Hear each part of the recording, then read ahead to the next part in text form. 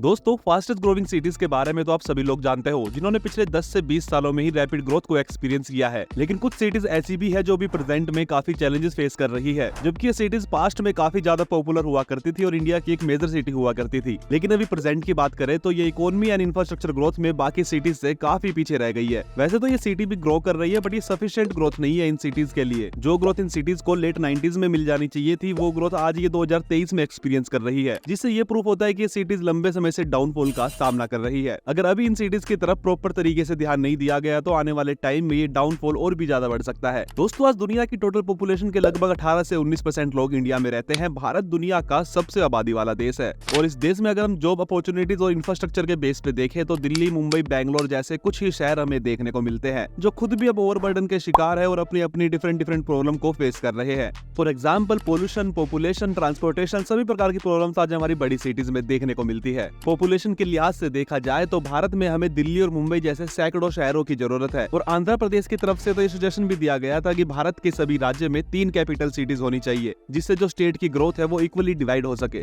भारत में आज हमें बड़े शहरों की काफी कमी दिखाई देती है। पास्ट में तो भारत में काफी सारे बड़े शहर हुआ करते थे, लेकिन समय के साथ उन पर ध्यान नहीं दिया गया, जिनसे वो मॉडर्न इंफ्रास्ट्रक्चर में एंड ग्रोथ में पीछे रहते हुए हमें दिखते हैं। दोस्तों, आज की वीडियो में हम प्रेजेंट के डेटा से ऐसे ही 6 बड़े शहरों के बारे में जानेंगे जो 2024 में भी डाउनफॉल का सामना कर रहे हैं। नंबर 6 पे है फरीदाबाद। दोस्तों, फरीदाबाद दिल्ली एनसीआर का पहला ऐसा शहर था जहाँ पे इंडस्ट्रीज ने मूव करना स्टार्ट किया था। लेकिन पिछले 10 से 20 सालों में फरीदाबाद की ग्रोथ में एक सडन ब्रेकडाउन हमें देखने को मिला है। जो ग्रोथ एक्सपीरियंस गुरुग्राम और नोएडा ने की है, उसमें कहीं ना कहीं फरीदाबाद पीछे रह गया है। बेसिक इंफ्रास्ट्रक्चर जैसे रोड और सीवरेज कनेक्टिविटी में भी कहीं ना कहीं फरीदाबाद लैक करता हुआ हमें नजर आता है। साथ ही सन 2000 के आते आते इंडस्ट्रीज, एमएनसी, आईटी कंपनी की पहली पसंद फरीदाबाद न होकर गुरुग्राम बन गया। साल 2010 में गुरुग्राम म्युनिसिपल कॉर्पोरेशन ने 100 करोड़ का लोन भी फरीदाबाद म्युनिसिपल कॉर्पोरेशन को दिया था। ऐसे ही अलग अलग काम के लिए गुरुग्राम ने काफी फंड फरीदाबाद को दिए, जो बाद में इंटरेस्ट के साथ लगभग 271 करोड़ हो गए, जिसे अब एमसीजी एमसीएफ से वापस मांग रही है और आगे कोई भी लोन देने से साफ मना कर दिया है। जो शहर दिल्ली एनसीआर का सबसे पहला इंडस्ट्रियल एरिया था, आज उसे दूसरे शहर से लोन लेके अपना काम करना पड़ रहा है। दोस्तों, अगर फरीदाबाद के ऊपर गवर्नमेंट ने कोई खास ध्यान नहीं दिया तो सिटी को फ्यूचर में और भी ज्यादा डाउनफॉल का सामना करना पड़ सकता है।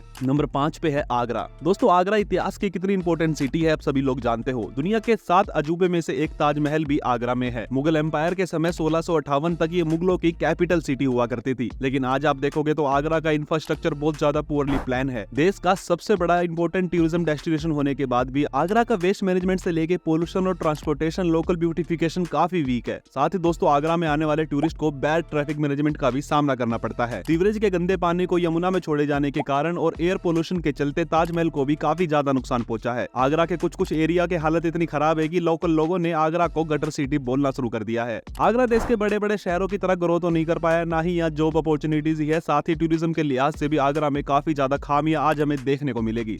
अगर समय रहते मुगल एम्पायर की इस कैपिटल सिटी को ठीक नहीं किया गया तो ये शहर आने वाले सालों में और भी ज्यादा डाउनफॉल का सामना कर सकता है। नंबर 4 पे है भोपाल। दोस्तों, भोपाल मध्य प्रदेश की कैपिटल सिटी है, लेकिन भोपाल का डेवलपमेंट भोपाल के कुछ एरियाज तक ही सीमित रह गया। आज कुछ एक्सपर्ट भोपाल से ज्यादा इंदौर को डेवलप मानते हैं, जो काफी मायने में सही भी है। भोपाल की इकोनॉमिक अपॉर्चुनिटीज को अगर आप बाकी स्टेट की कैपिटल सिटी से कंपेयर करोगे तो वो काफी ज्यादा लो है। भोपाल ही नहीं, पूरे मध्य प्रदेश में आपको मुंबई, बैंगलोर, चेन्नई जैसी कोई भी मेट्रोपोलिस सिटी देखने को नहीं मिलेगी। भोपाल को अब तक तो काफी ज्यादा डेवलप हो जाना चाहिए था, जिससे मध्य प्रदेश के लोगों को अच्छी जॉब अपॉर्चुनिटीज होम स्टेट में ही मिल सके। जून 27, 2022 को टाइम्स ऑफ इंडिया की एक रिपोर्ट में बताया गया कैसे भोपाल के न्यू एरियाज भी बेसिक इंफ्रास्ट्रक्चर जैसी ओल्ड प्रॉब्लम से जूझ रहे हैं। भोपाल को काफी कम इन्वेस्टमेंट ही मिलती है किसी बड़ी कंपनी या इंडस्ट्री की तरफ से, जिसके पीछे लैक ऑफ इंफ्रास्ट्रक्चर एक मेजर प्रॉब्लम है। दोस्तों, भोपाल अगर आने वाले कुछ सालों में बड़ी इन्वेस्टमेंट एंड इंडस्ट्रीज अट्रैक्ट करने में विफल रहता है तो हो सकता है भोपाल फ्यूचर में एक एवरेज एडमिनिस्ट्रेशन सिटी बनकर रह जाए। नंबर 3 पे है पटना। दोस्तों, आज जिसको हम पटना कहते हैं, हिस्ट्री में वो पाटलिपुत्र हुआ करती थी, जो कि मगध एम्पायर की कैपिटल सिटी थी।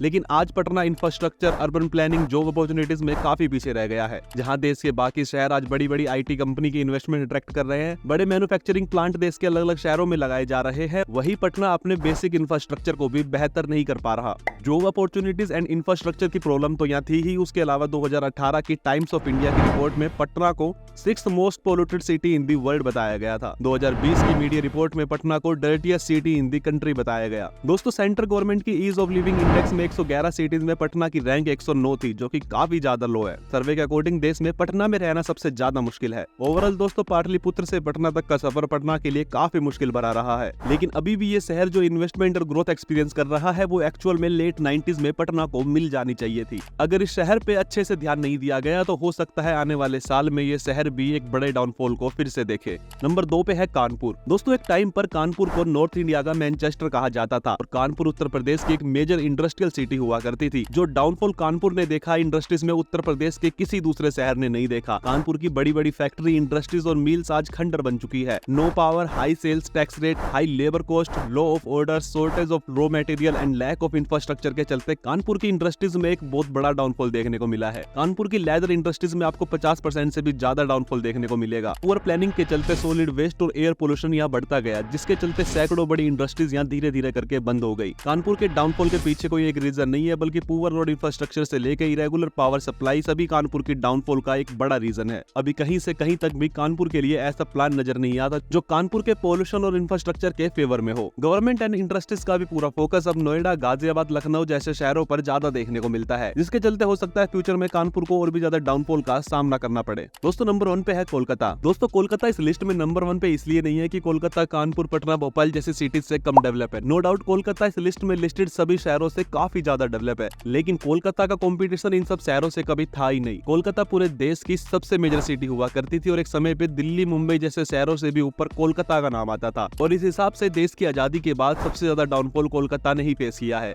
पिछले सालों में हमें बैंगलोर, हैदराबाद, गुरुग्राम जैसे काफी ऐसे बड़े शहर हमें तेजी से ग्रो होते दिखे, जिन्होंने सभी बड़ी कंपनी का अट्रैक्शन अपनी तरफ अट्रैक्ट किया, लेकिन बड़ी एमएनसी एंड आईटी कंपनी से इन्वेस्टमेंट अट्रैक्ट करने में कोलकाता काफी पीछे रह गया। जिस शहर में लोग दुनिया भर से काम और व्यापार करने आते थे, आज इंडिया के ही काफी कम लोग अपना काम और व्यापार के लिए कोलकाता का रुख करते हैं। कम्युनिस्ट रूल के चलते यहाँ काफी बड़ी बड़ी इंडस्ट्रीज लार्ज स्केल पर बंद हुई है। आज कोलकाता में हमें लार्ज स्केल पर मॉडर्न इंफ्रास्ट्रक्चर की कमी देखने को मिलती है। दोस्तों बंगाल के पार्टीशन के बाद भी यहाँ की काफी इंडस्ट्रीज में हमें डाउनफॉल देखने को मिला है, क्योंकि कोलकाता की जूट इंडस्ट्रीज यहाँ की मेजर इंडस्ट्री हुआ करती थी और पार्टीशन के बाद जूट के रॉ मटेरियल सप्लाई पर काफी इफेक्ट पड़ा। साथ ही पार्टीशन के समय बड़ी संख्या में बांग्लादेश से हिंदू परिवार कोलकाता में आकर बस गए और सडन पॉपुलेशन ग्रोथ यहाँ होने लगी, जिसका इम्पैक्ट भी कोलकाता की डेवलपमेंट पर पड़ा। आज आप देखोगे तो बंगाल सिलिकॉन वैली में आपको कुछ इन्वेस्टमेंट आईटी कंपनीज के कोलकाता में देखने को मिलेगी, लेकिन सच्चाई तो ये है, ये इन्वेस्टमेंट जो कोलकाता को 2023-24 में मिल रही है वो इन्वेस्टमेंट कोलकाता लेट 90s में ही डिजर्व करता था, लेकिन लेट 90s में हमें बैंगलोर, हैदराबाद, दिल्ली, एनसीआर जैसे रीजन में ही इन्वेस्टमेंट देखने को मिली।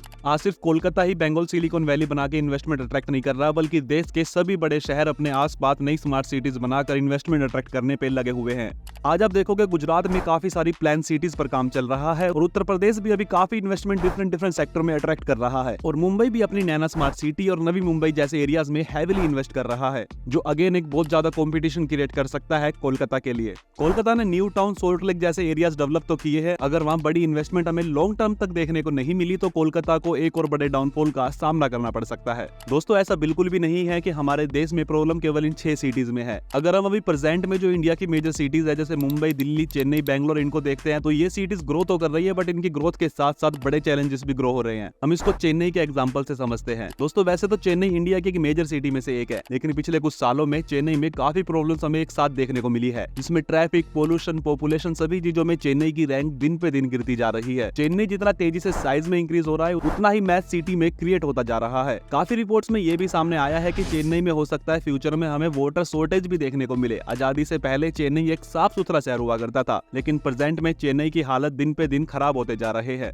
अलग अलग रिपोर्ट में चेन्नई को कहीं 3rd डर्टीएस्ट सिटी बोला जा रहा है, तो इंडिया फर्स्ट अनक्लीन सिटी के नाम से चेन्नई को हेडलाइन मिल रही है। साथ ही लैक ऑफ स्टार्टअप इकोसिस्टम की वजह से चेन्नई की ग्रोथ आज बैंगलोर, हैदराबाद जैसी सिटी के आगे थोड़ी स्लो पड़ती हुई नजर आती है। चेन्नई में स्लम भी काफी तेजी से इंक्रीज होते जा रहे हैं। चेन्नई रैपिडली ग्रोथ हो रहा है, लेकिन फिलहाल काफी सेक्टर्स में हमें यहाँ प्रॉब्लम भी देखने को मिलती है। अगर चेन्नई में समय रहते इन प्रॉब्लम्स को मैनेज नहीं किया गया तो हो सकता है आने वाले टाइम में चेन्नई भी इस लिस्ट में शामिल हो जाए।